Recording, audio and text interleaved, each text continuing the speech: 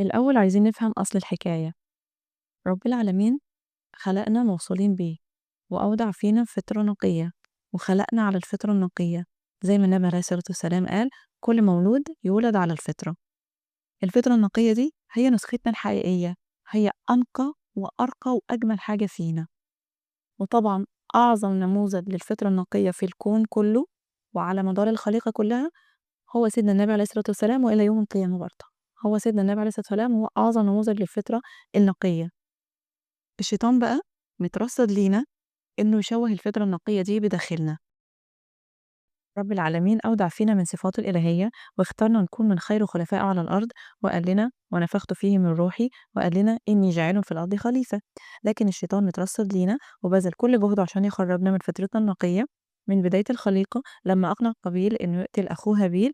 وتوالى كيد الشيطان لينا وسعيه المستمر إنه يقطع حبال وصلنا مع الله من جيل لجيل، من أجدادنا وأجدادنا لغاية يومنا النهاردة. فأفسد علينا أفكارنا وأخرجنا من فطرتنا النقية الموصولة برب العالمين، وبقيت عندنا ما يسمى بجروح وصدمات الطفولة والمعتقدات السلبية.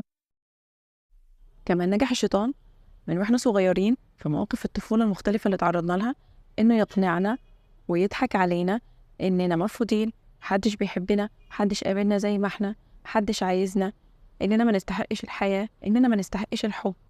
كمان أقنعنا إن احنا ضعفة، إننا ما نقدرش نعمل حاجة لوحدنا.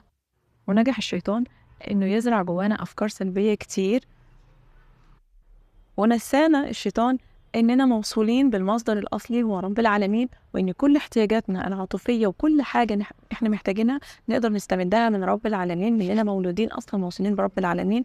لكن بكل الأفكار السلبية اللي زرعها جوانا الشيطان نجح إنه يقطع وصلتنا برب العالمين.